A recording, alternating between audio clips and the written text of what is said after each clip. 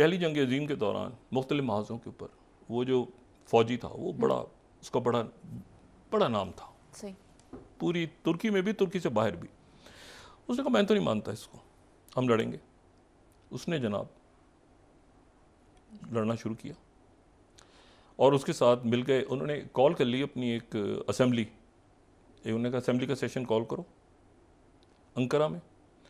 और उस अंकारा में 1924 में वो असेंबली का इजलास कॉल हुआ। उसी में उसको मुल्क का सदर और साथ ही सुप्रीम कमांडर अफवाज टर्की का बना दिया गया। उसने कहा मैं नहीं मानता इसको। और उसके नतीजे में फिर 1923 में ये ट्रीटी ऑफ ल्यूसाने साइन हुआ। ये अब वापसी हुई, वापसी हुई, यानी फ़ौजों ने छोड़ा, ठीक है। और ये रिवाइज्ड ट्रीटी ऑफ सेवरिस है, अगर हम देखें वो इस बंदे का नाम है कमाल अतातुर्क, जिसने कहा कि मैं नहीं मानता। अच्छा। ये जदीद तुर्की का बानी कमाल अतातुर्क।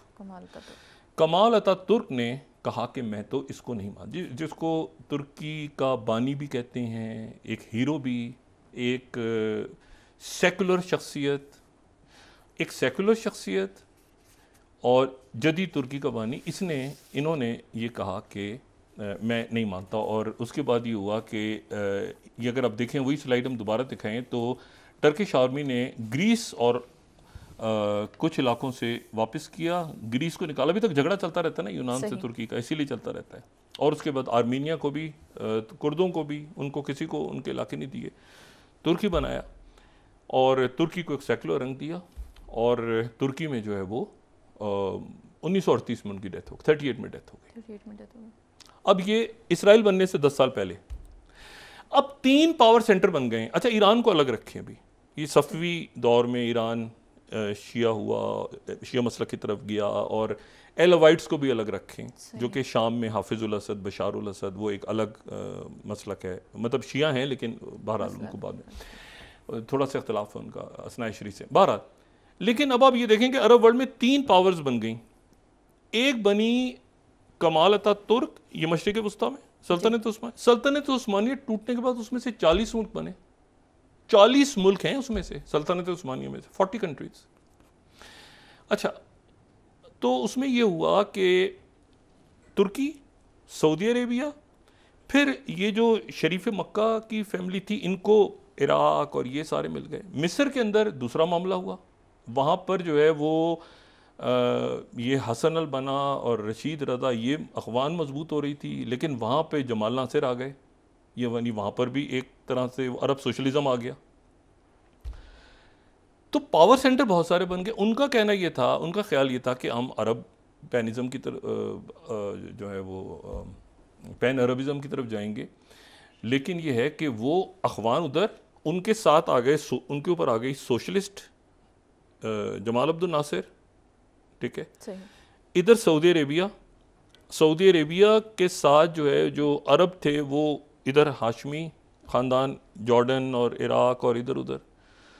ऊपर जो है वो फ्रांस ने फिर शाम को आज़ादी दे दी, तो शाम मिल गया मिस्र के साथ बाद में। अब ये पावर सेंटर्स ध्यान में रखें कि ये इतने सारे पावर सेंटर्स हैं आपस में, ये सारे के सारे मुख्तलिफ हवालों से। और फिर उसके बाद वक्फे में जाने से मैं सिर्फ आपको ये बताऊं, जैसे कबाइल है ना 200-300 साल से, मतलब बहरीन में जैसे हमें पता है खलीफा अल खलीफा कबाइल हैं, उनकी रूलिंग फैमिली है। कुवैत में अलसबा हैं, ओमान में सैद हैं, कतर में अतानी हैं, सऊदी अरेबिया में सऊद हैं, अबू धाबी में अन-नहान है, अल मखदूम है दुबई में, अजमान में अन-नौमी है, अल कासमी है शारजा में, अल-शर्की हैं फुजैरा में। तो ये कबाइल बहुत अरसे से, और ये सारे सेटल। लेकिन इशू ये बाद में सारा कि ये फिर 60 के आखिर में और 70 में इनको भी ये भी आज़ादी इन्होंने ली। लेकिन जो बड़ी पावर्स थी, यानी जो सर जंग में पहले जो सल्तनत उस्मानिया के नतीजे में ये नहीं बने थे, सल्तनत उस्मानिया के नतीजे में तो उर्दन, इराक, सऊदी अरब, ये यमन कहीं दरमियान में, और लिबनान और तुर्की, तो ये जो पावर सेंटर सारे बने, और यरूशलेम और मिस्र, तो वो सारे पावर सेंटर्स की वो अपनी एक पूरी तारीख लेके चल रहे हैं इस वक्त। यानी इस वक्त अगर मिस्र के साथ तुर्की मिल रहा है तो पुरानी मेमोरी है कि ये वो मिस्र है जहाँ पर हमारे गवर्नर गए थे, मोहम्मद अली पाशा, वो अलग हो गए थे, फिर मोहम्मद, वो एक मेमोरी है। अगर ईरान के साथ सऊदी अरेबिया मिल रहा है और तुर्की के साथ, एक पूरा नक्शा रीड्रॉ हो रहा है इस वक्त। यानी ये देखें, हमारे यहाँ तो बिल्कुल ये इस तरह से नहीं है कि वो इस पार्टी से टूट के उस पार्टी में चला गया, मुस्लिम लीग नून से वो जो है वो तहरीक इस्तेकाम पार्टी में चला गया, वो उस पार्टी से पीपल्स पार्टी में आ गया, तो पीटीआई छोड़ के उधर आ गया। ये ऐसे नहीं है। वहाँ जो नजरियाती तहरीकें हैं ना, या जो पॉलिटिकल पार्टीज में या ख्यालात हैं, वो हैं तो हैं। सही हो गया। तो डॉक्टर साहब, ये जो तमाम सूरत हाल है, इसके पाकिस्तान पर क्या असरात मुरतब होने जा रहे हैं? मियां नवाज शरीफ साहब ने वहीं से आना है, सऊदी अरेबिया से आना है, मिडिल ईस्ट से ही। वहीं पर क्या मामला तय हो रहे हैं, क्या हो रहा है वो, लेकिन इसी अगले 4-5 दिनों में, 6 दिनों में ही सामने आएगा मंजरनामा। लिबनान की तरफ से उन्होंने साउथ गैलिली का जो इलाका है वहाँ पर वो कह रहे हैं कि यहाँ पे इसराइल ने अब एंट्री दे दी हमारे हदूद में, लिबनान के अंदर। और हिजबुल्लाह कह रहा है कि हमारी टेरिटरी में इन्होंने ये दाखिल हो गए हैं। वाइट हाउस ने कहा है कि हमें इल्म है कि ईरान किसी वक्त भी दाखिल हो जाएगा इस जंग में।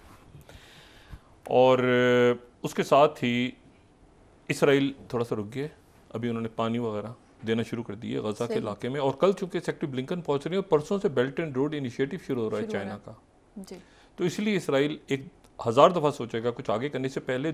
और सबसे इम्पोर्टेंट बात जो है वो ये कि जो सुरंगें हैं नीचे, जो गजा में और दाएं बाएं आगे पीछे, उनमें बेशुमार खंदकें या सुरंगें ऐसी हैं जिनमें बहुत बड़ी तादाद में बारूद है। सही। और जैसे इनके टैंक्स आएंगे तो ये इनके पास अपनी इंटेलिजेंस भी यही कह रही है कि वो टैंक्स एंटर होंगे और जो आर्टिलरी एंटर होगी तो उसके साथ ही वो सुरंगें उड़ा दी जाएंगी। और उनमें से बहुत सी सुरंगों में शायद इनके मखवी भी हों। तो और सुरंगों के अंदर वो सुरंगें इसलिए हैं कि ये आगे आ जाएं, वो पीछे की सुरंगें उड़ जाएं, बड़ी तबाही, और साथ ही जो अंदर आ जाएं आगे तक, उनको पेरी अलगमाल बना के यहाँ पे लड़ाई हो। सही। और साथ ही चूँकि हिजबुल्लाह ऊपर बैरूत की बंदरगाहों से वो भी तैयारी, और ज़मीन की तरफ से भी, और साथ ही यहाँ पे वेस्ट बैंक, और फिर मुझे नहीं पता कि क्या हालात, अल्लाह ना करे, लेकिन ये बड़ी जंग की तरफ जा सकते हैं। उस ज़माने के अगर अखबार देखें ना, ये मैं सिर्फ ये कह रहा था कि ये सारी पहली जंग अजीम का रौला है, ठीक है, कि उनसे कहा कि अरबों से कहा उनसे लड़ लो, उनसे कहा तुर्की से कहा ये कर लो, तुमसे ये कर लो, मुल्क आपस में लड़ रहे हैं, झगड़ रहे हैं, शरीफ मक्का से वादा किया, बाद में वो ये कर दिया। ये देखें, वॉर डिक्लेयर्ड बाय ऑल, ये आज ये पहली जंग अजीम का अखबार है, वॉर डिक्लेयर्ड बाय ऑल, ठीक है। ऑस्ट्रिया ने सर्बिया पे डिक्लेयर कर दी, उन्होंने उस पर डिक्लेयर कर दी, उन्होंने war declared all Europe in turmoil. और फिर उसके बाद ये डेली मिरर अगर देखें उस दिन का हम, तो ये जो है ये वाशिंगटन टाइम्स दिखाया था, war declared all Europe in turmoil, Austrian troops are moving to Belgrade evacuated by Serbs. अच्छा, rulers in crisis, map which may be changed. ये जो वाशिंगटन टाइम्स है, इसको हाँ ये देखें, ये आप डेली मिरर देखें, ये आमने सामने। और जो वाशिंगटन टाइम्स है उसको अगर देखें ना उस वक्त का, तो वो बड़ा इंटरेस्टिंग उस दिन की लीड है उनकी। वो कह रहे हैं war declared all Europe in turmoil, लेकिन वो साथ ही ये भी कह रहे हैं कि rulers in crisis and map which may be changed. ये जो है जी, इसको जरा ये देखें ना, रूलर्स इन क्राइसिस मैप विच में भी चेंज, नक्शा बदल जाएगा, बदल सकता है। ऑस्ट्रियन ट्रूप्स जो हैं वो बेलग्रेड की तरफ मूव हो रही है, और नक्शा वाकई बदल गया कुछ सालों के बाद या कुछ दिनों के बाद, ये सल्तनतें टूट के नक्शा बदल गया। चाइना दरमियान में आ गया, और चाइना के बाद अब सऊदी अरेबिया अच्छा, मेरा ख्याल है कि जनरल जो प्रेसिडेंट जनरल सीसी हैं उनके साथ भी मुलाकात, जब तक हिस्ट्री नहीं, किसी सूरत मिस्र नहीं खोलेगा बॉर्डर अखवान के लिए। उनकी इस्टेब्लिशमेंट, उनकी फ़ौज, उनकी हुकूमतों की पुरानी हिस्ट्री अखवान के साथ वो नहीं खोलेंगे। सही। इसी तरह से यहाँ पर, अच्छा ये ध्यान में रखें कि सऊदी अरेबिया ने भी लड़के आज़ादी ली हुई अपनी, एक तरह से आप देखें वो पहली लेकिन लड़ाई उनकी सल्तनत उस्मानिया से हुई, जाहिर है, तो वो कोई ऐसी चीज़ नहीं। लेकिन जो हाशमी, इनका भी तुर्की सल्तनत उस्मानिया, लेकिन अब सारे एक हैं। तो अब आप देखें कि अब इस पूरे इलाके का एक होना गज़ा, क्योंकि गज़ा एक ऐसा, फ़लस्तीन एक ऐसा इशू है जिसके ऊपर एक हद से आगे जाके वो मतलब सब अरब स्ट्रीट अपनी जगह है। यूक्रेन कहीं पीछे रह गया, उसको भूल ही गए यूक्रेन नाम की, वो सफ़ा नंबर 8 पे खबरों से गायब हो गया है, फ्रेंसी किधर गया है किधर नहीं गया। बिल्कुल।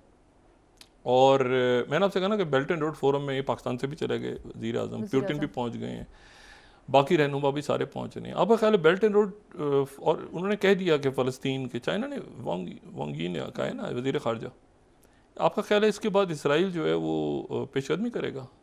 100 दफ़ा सोचेगा। और मैंने आपसे कहा कि जब ईरान ने कह दिया हम दाखिल हो जाए, ईरान के दाखिल होने का मतलब ये है कि बाकी मुल्क, आपका क्या ख्याल है कि वो बशारुल असद जो हैं ईरान के साथ जो हैं, बशारुल असद और जो कि हिजबुल्लाह के साथ भी हैं, उनको सऊदी अरेबिया अरब लीग में लाया है। और कतर में वज़ीर ख़ारजा, ईरान के वज़ीर ख़ारजा जो वापस आए हिजबुल्लाह से मुलाकात करके, तो कतर से जब निकले हैं सेक्रेटरी ब्लिंकन अमीर कतर से मुलाकात करके, तो यहाँ पे इनकी एक और मुलाकात हुई कतर में कल रात को, और वो मुलाकात हुई हमास के सरबराह इस्माइल हानिया से, वो कतर में है।